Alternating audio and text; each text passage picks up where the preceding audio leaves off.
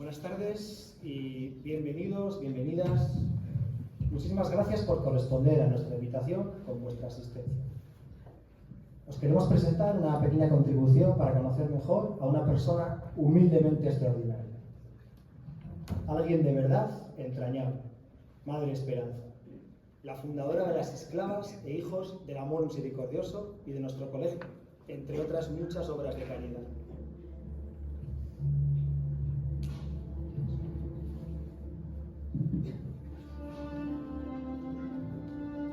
Fue la suya una historia grandiosa, durísima y muy bella a la vez, que necesita ser difundida porque, aunque comenzó y se desarrolló hace un tiempo, continúa plenamente viva hoy día y porque tiene un hermoso futuro por delante.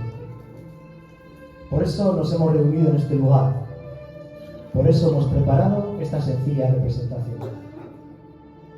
Tuvo el corazón libre para amar a quien más lo necesitó y quiso hacer de su vida una causa noble y generosa al servicio siempre de los demás.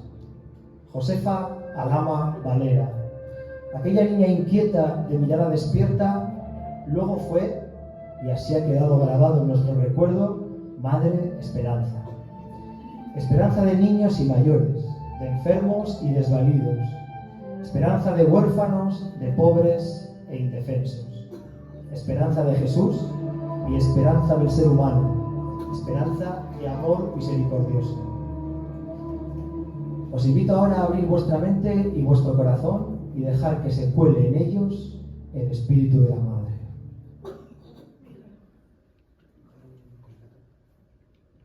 Esta es Madre Esperanza. Nos mira con una ternura infinita. Contemplamos la serenidad de su rostro y la paz interior que nos transmite. Queremos profundizar un poco en su vida, en su obra, en el amor que le tenía a Dios y Dios a ella.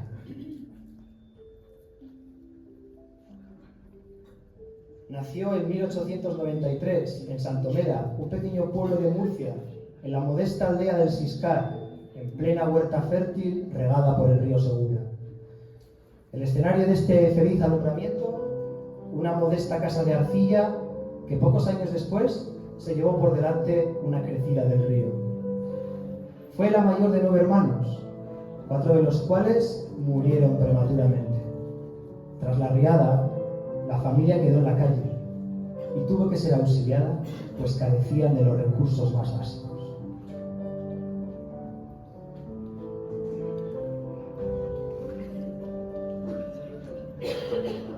Un día, un vecino avispado y observador de la sensibilidad de Josefa sugirió al párroco de Santomera que acogiera en su casa a la niña. El cura vivía con sus 2 hermanas, que serían las que después le enseñarían a leer y escribir, algo que en la época no estaba al alcance de los pobres, pues la gran mayoría de la población era analfabeta. Al párroco no le pareció mala idea, se lo propuso a los padres de Josefa y estos hablaron con la niña, que por entonces tenía 7 años. Hija, ya ves que la riada no nos ha dejado nada. No tenemos casa ni lugar en que acogeros a todos. Tu madre y yo hemos hablado con el señor cura de Santomera y está de acuerdo en que te vayas a vivir con él y sus hermanas, al menos temporalmente. No te preocupes, Josefa. Es muy buena gente. Enseguida han comprendido el problema. Te acogerán y cuidarán como un miembro más de su familia. Tú les ayudarás en la casa en lo que ellos te digan. Podrás estudiar y hacer la primera comunión. Tendrás más comodidades de las que nosotros te podemos ofrecer. ¿Qué te parece, hija mía? Bueno, lo que vosotros me digáis. Voy a echar mucho de menos a mis hermanos y a vosotros también. Lo entendemos, hija, pero no estamos tan lejos del pueblo. Nos veremos con frecuencia. Seguro que vas a estar muy bien en aquella casa. Te llevaremos mañana en el amanecer. En la vieja maleta te prepararé algo de ropa que nos han dado para ti algunas señoras de buen corazón. No te apures, Josefa. Las hermanas de Manuel te harán también todo lo que necesites. Gracias, madre. Gracias, padre, por todo lo que hacéis por mí. Pero podré venir a visitaros alguna vez, ¿verdad? Claro, hija. Siempre que podamos. Y con permiso de Manuel, Te traeremos a pasar algún día con nosotros. Es que se me hace muy difícil no ver todos los días a mis amigos, la huerta, los limoneros, la ermita, las montañas. Pero ya me acostumbraré, si es lo que Dios quiere para mí. No debéis sufrir por mí, estaré todos los días con vosotros.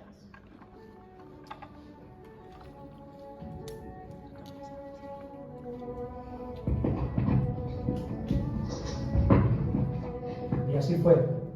Josefa vivió con la familia del párroco durante 14 años, hasta los 21. Allí, efectivamente, aprendió pronto a leer y a escribir. Hizo la primera comunión y demostró desde el primer momento un ingenio y una vitalidad fuera de lo común, llamando profundamente la atención de don Manuel y sus dos hermanas. Desarrolló enseguida, además, el gusto por la Eucaristía y por la presencia de Dios. Después de un periodo de búsqueda y reflexión, y con la inspiración de la monja carmelita Santa Teresita del Niño Jesús, que la invitó desde el cielo a continuar su obra, nuestra joven protagonista comprendió que su vocación verdadera sería poner a Dios misericordioso en el centro de su vida. Por fin haría posible un deseo que había venido madurando desde hacía algún tiempo. Así, a los 21 años, y tras recibir los consejos del párroco y sus hermanas, con su madre muy enferma, salió de Santomera y se trasladó a Villena, en Alicante, donde ingresaría en una congregación muy pequeña y austera, las Hijas del Calvario.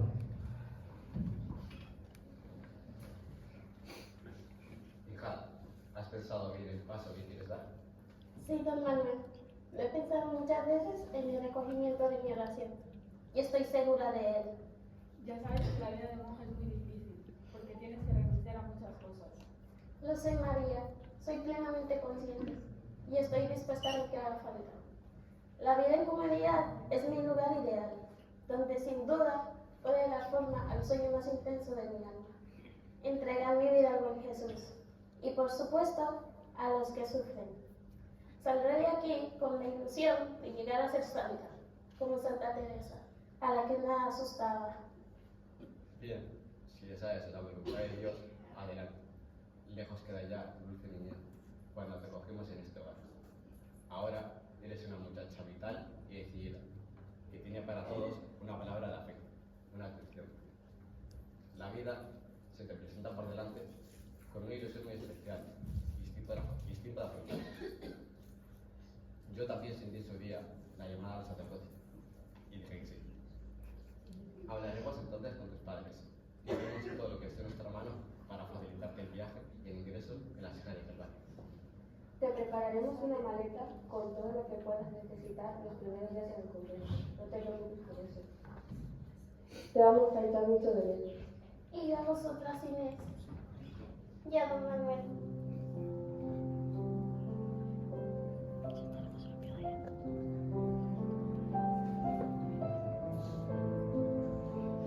Josefa estuvo en el convento de Villena durante 7 años. Al principio al cuidado de 7 hermanas muy mayores. Allí hizo sus votos y le pusieron el nombre de Esperanza. Después surgieron algunas complicaciones y tuvieron que unirse a las misioneras claretianas y vivió en Almería y en Madrid. Menos de Madre Superiora le tocó hacer de todo: portera, sacristana, administradora, encargada de los niños. Es este, el de los niños, un capítulo especial en los primeros pasos de Madre Esperanza como religiosa. A ellos fueron destinados sus más tiernos desvelos y sacrificios. ¿Cuántas veces acordaba de su infancia y de las travesuras que tenía que inventarse para divertir a sus hermanos y amigos? En el año 1929 llegó a crear un asilo para niñas pobres en Madrid, tratando siempre de dibujar una sonrisa en sus rostros inocentes, maltratados prematuramente por la falta de cariño. Finalmente, Dios le hizo ver que debía fundar una nueva obra, una nueva familia religiosa que tenía que difundir el mensaje del amor misericordioso.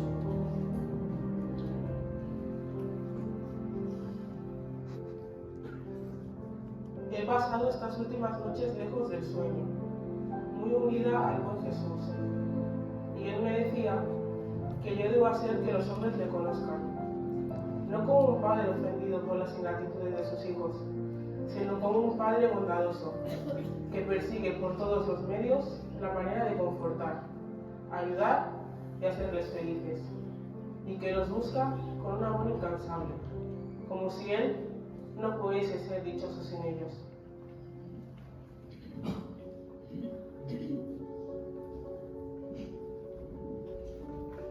El día de Nochebuena de 1930, en un piso alquilado en la calle Velázquez de Madrid, Madre Esperanza funda la Congregación de Esclavas del Amor Misericordioso, después de muchos y penosos esfuerzos. Al principio solo fue una asociación de carácter civil, porque se encontró con una oposición fortísima, por parte incluso de la propia Iglesia. Estaba con ella un grupo de monjitas aventureras, las que más de cerca la habían conocido.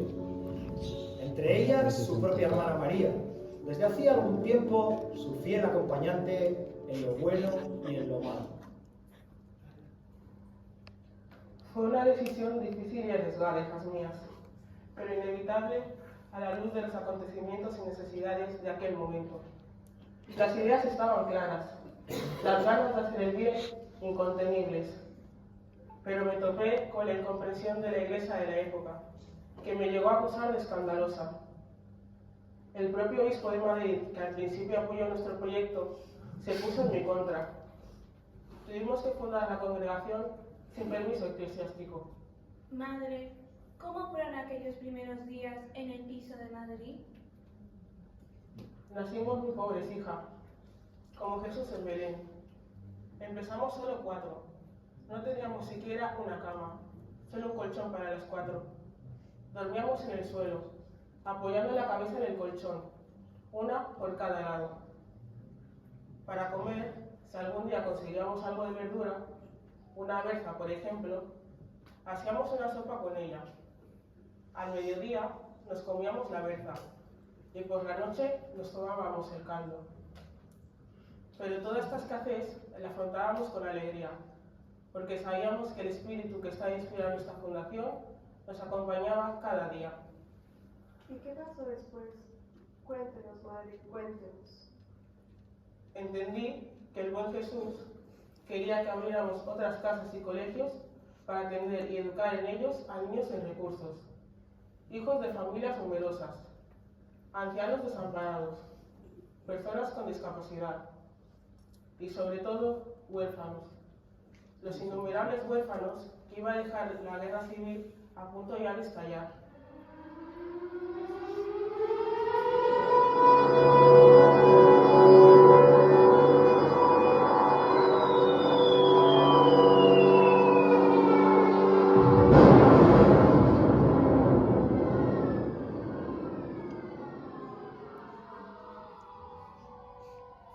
Harían falta muchas manos, platos, camas y techos para recibir a tantos desprotegidos. Otros niños nos serían confiados por sus padres, que, refugiados exiliados, se vieron obligados a salir del país por la guerra. Había por entonces en España una gran cantidad de analfabetos, y dar estudios a los más jóvenes se convirtió en una de nuestras prioridades, casi una obsesión. He leído, madre, que los colegios que usted creó en aquellos años se llenaron a rebosar muy pronto y que incluso muchas chicas de aquella época se acercaban a conocerlas.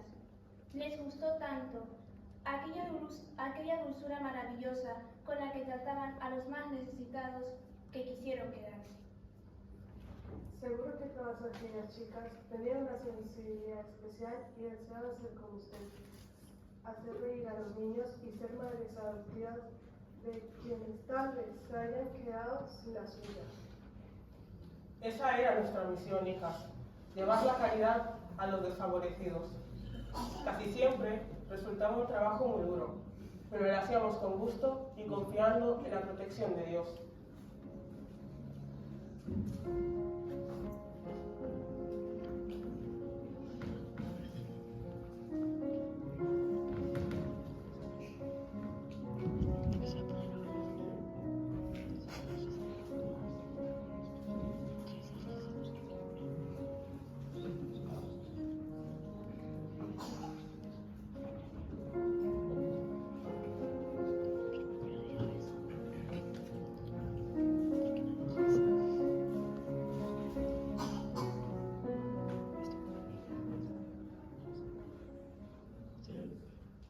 Madre, ¿y cómo pudieron hacer frente a todos esos gastos si ustedes eran pobres?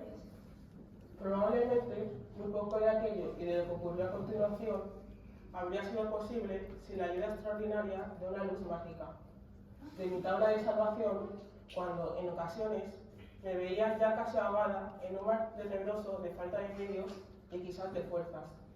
La señorita María Pilar de Arratia. María Pilar de Arratia, versión de Saúl.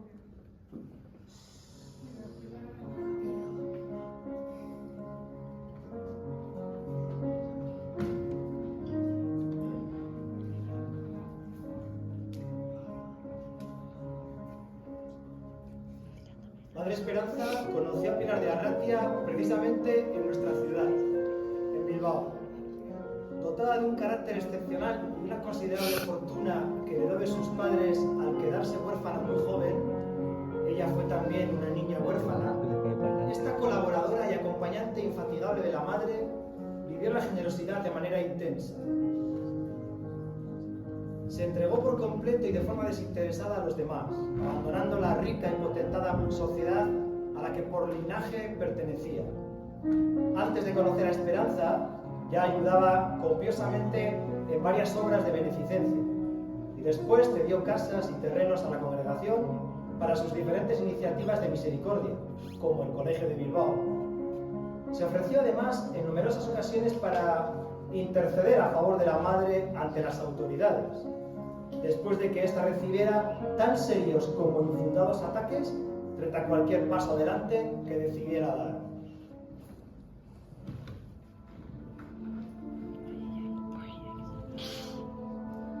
Uno de esos pasos fue viajar a Roma, poco antes de que empezara la guerra en España, y fundar allí un colegio. Vino conmigo la señorita Pilar. Algo más tarde, con algunas hermanas españolas, formamos la primera comunidad en tierras italianas. Durante los años del conflicto en España, estuve yendo y viniendo de un país al otro para ayudar donde fuera preciso.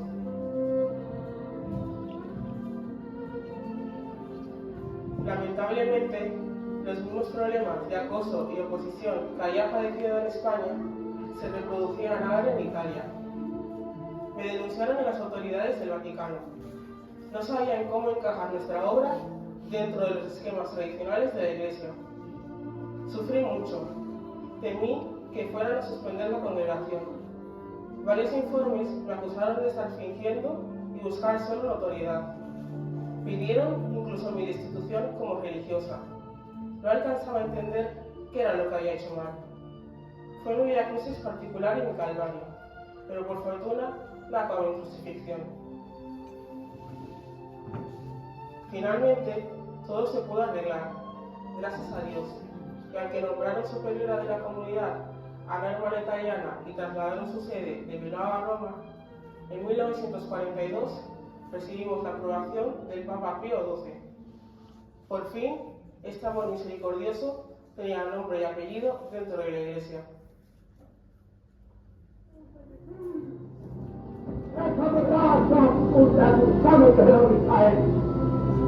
Wenn wir das nicht preisgeben werden, wird keine Welt es euch je souveräne vermögen. Wenn ihr seid dann einmal als Volk. Sin embargo, 3 años antes, una nueva guerra, la Segunda Guerra Mundial, puso a prueba de nuevo nuestro temple, nuestra resistencia. Con la providencia de Dios y la caridad inmensa de las hermanas, logramos mantenernos en pie y salvar la vida de muchas personas.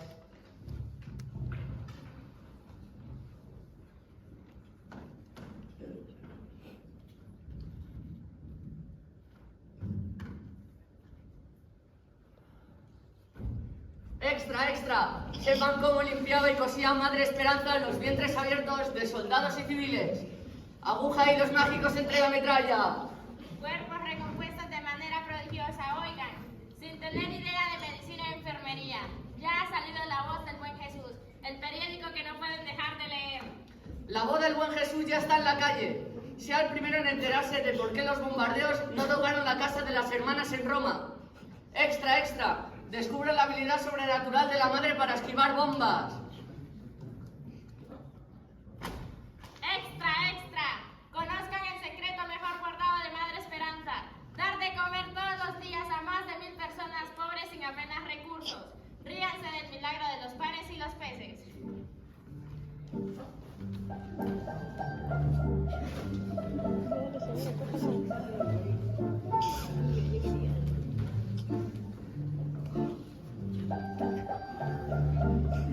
Con toda esa ingrata labor humanitaria que ellas hacían como nadie, sin duda a estas siervas de Dios y del amor misericordioso había que levantarles un monumento, un santuario. Dicho y hecho. Aunque como os podéis imaginar, no resultó fácil. Ese lugar santo sería Colvalenza, en el centro de Italia. Colvalenza es probablemente el milagro más difícil de la madre.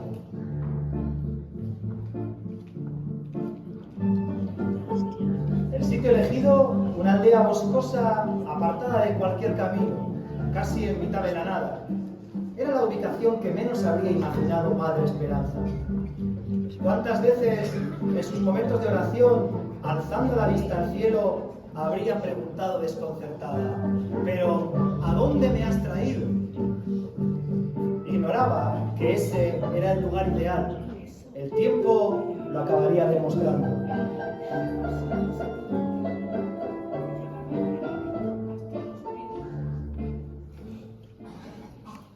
Unos cuantos años después de la trágica pérdida de mi queridísima Pilar, de mi hija espiritual y de la que fue mi apoyo y mi paño de lágrimas durante 12 años, el Señor te puso a pie en mi camino al cielo, y llegaste para quedarte y compensar así, de un modo maravilloso, las desgraciadas consecuencias de la guerra y de la muerte de Pilar.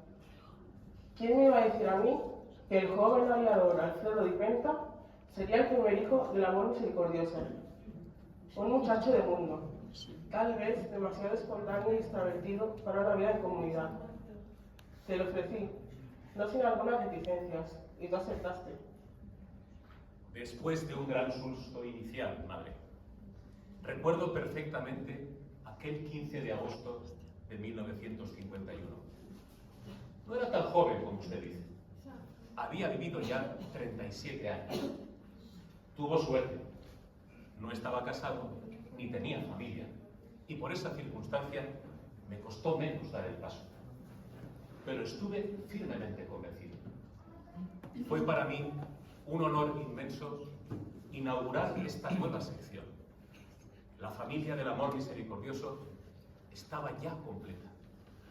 2 congregaciones unidas en su cabeza y en su corazón. Sí, los planes que tenía para nosotros el Señor Jesús se iban cumpliendo poco a poco. Casi al día siguiente se incorporaron 2 sacerdotes más, y juntos los 4 nos fuimos a Collevalenza, donde entonces no había nada más que campo. Allí alquilamos una pequeña casa del pueblo, desde la que podíamos observar de cerca las obras del santuario. Me animaba mucho el poder ser considerada, aunque modestamente, arquitecta del Señor.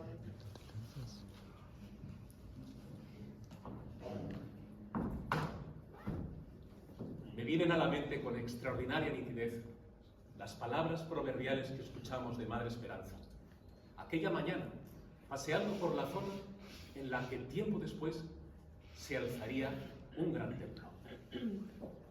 Mirad, hijos míos, junto a ese pequeño bosque, el Señor quiere que levantemos un gran templo. Un poco más allá, la casa de las padres y las hermanas. Aquí cerca, junto al río, construiremos unas piscinas termales, porque la aldea es rica en aguas medicinales, que brotarán de un pozo que deberemos cavar. También edificaremos una casa del peregrino como lugar de hospedaje. Y después, con una confianza absoluta, nos dijo: porque vendrán peregrinos, miles. No tengáis duda, me lo ha dicho el buen Jesús. Nosotros también nos mirábamos, y la mirábamos a ella, pero con incredulidad. Pensamos que estaba soñando despierta, pero la fe y la audacia de esta luchadora infatigable no conocían límite.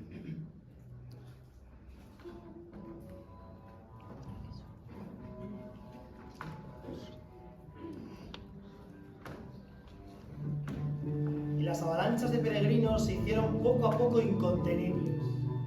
De todas partes acuden a ver a la madre en busca de una palabra de ánimo, amor y comprensión. Y aquel gran templo dio cabida a duras penas a oleadas de visitantes que se acercaban a la colina, fuera por devoción o por curiosidad, ante la ya desatada admiración que suscitaban esta mujer y su obra. Y llegaron enfermos de todo el mundo a las piscinas para recibir las propiedades terapéuticas de sus aguas. Hoy, el hermoso campanario que algunos consideraron demasiado extravagante para la época y que domina el espectacular complejo religioso, se divisa desde muchos kilómetros y se convirtió, con el paso de los años, en todo un símbolo y punto de referencia de la obra universal Amor Misericordioso.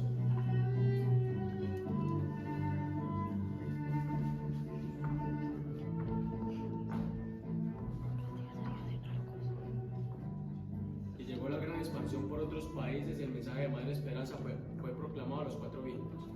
Las fundaciones de casas, misiones, escuelas no paran de continuar en nuestros días. Más comunidades en Italia, España, Alemania, Brasil, Bolivia, México, Rumanía, India, Zambia, entre otras. Y espero que pronto llegue a Colombia, mi país, por cierto. Todo esfuerzo es poco y la causa lo merecía.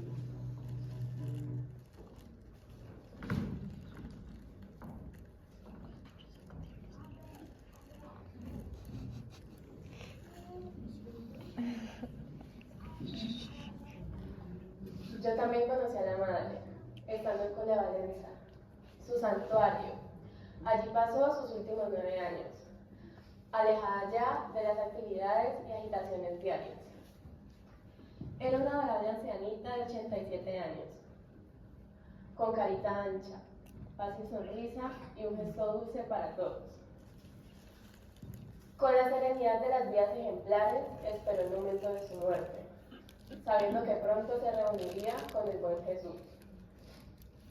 Sus labios se contraían en una mueca de indescriptible candidez al recordar sus años infantiles en Santomera. Su frente se arrugaba al rememorar los penosos tiempos de guerra que había vivido. Pero qué satisfacción pensar que nunca dijo no a quien se le acercó suplicante, mendigando un pedazo de pan, un poco de cariño. Nos animó a los hijos e hijas a que camináramos ya por nuestro pie, con la oración y el silencio. Con alguna mirada o palabra de luz muy de vez en cuando nos fue acompañando hasta el final. La madre dejó este mundo en 1983, junto con un maravilloso testimonio de fe y vida santa, inspiración constante de muchas personas que la conocieron o que la admiran, aún sin haberla conocido.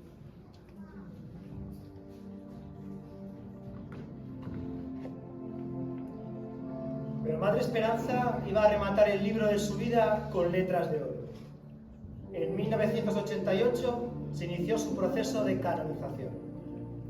Se elaboró un estudio exhaustivo de sus virtudes heroicas, un trabajo largo y minucioso que nos permitió conocer todos los dones y carisma que había recibido y puesto en práctica en vida. teólogos, obispos y cardenales parecieron esta vez ponerse de acuerdo sobre la santidad de nuestro protagonista. Y por fin, la Santa Sede aprobó todo el proceso. Tras un larguísimo peregrinaje de documento en documento, de despacho en despacho, el 31 de mayo de 2014, Madre Esperanza fue declarada beata.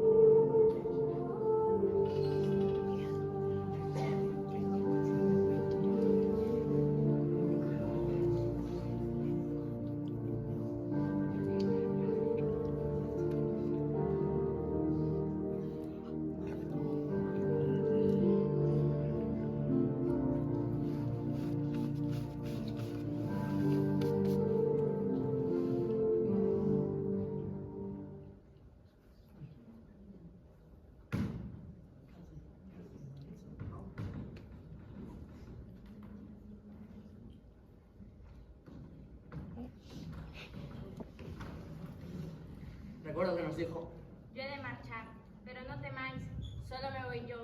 Jesús queda entre vosotros y os dirá lo que tenéis que hacer. Él será el espíritu de fuego que impulse vuestro crecimiento mientras los días se consumen. Estará aquí dentro de vosotros, alentando vuestras vidas como el viento alegre, llena de música la flauta. A pesar de los desvíos, de las piedras con las que tropezar, de las dudas y el miedo, ella se ha ido, pero está presente. Nos ha dejado el camino marcado. Seremos pan y agua fresca, brisa, consuelo y casa abierta. Josefa era su nombre, y Dios la eligió y la llamó Esperanza.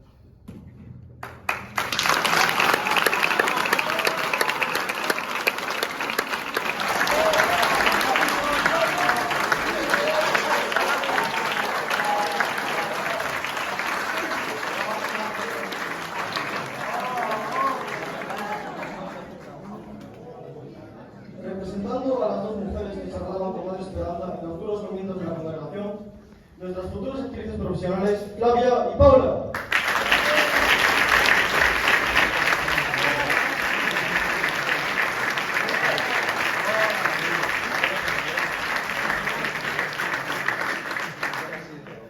Recibamos ahora con todo el cariño del mundo a Curi y sus hermanas que cuidaron y ayudaron a nuestra madre a dar sus primeros pasos.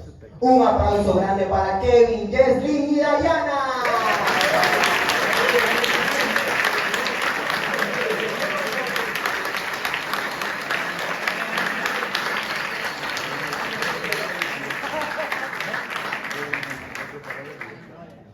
Turno ahora para una familia humilde y digna de toda admiración, la familia donde empezó todo. A ver cómo suena ese aplauso atronador para unos padres irrepetibles, Miquel y Valerie.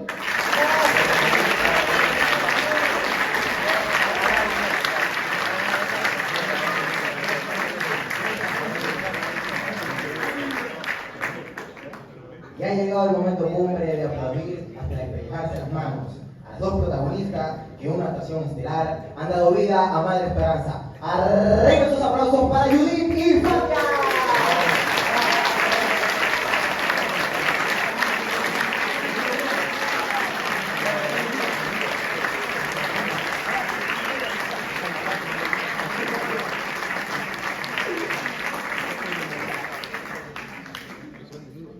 Un aplauso también muy caluroso para nuestros fundadores, Asier y Miquel.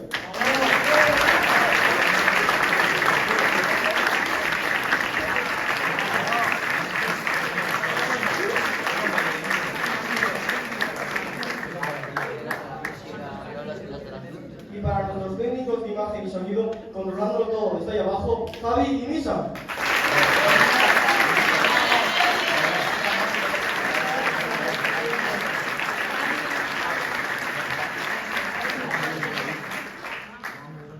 Y con la iluminación, Michael.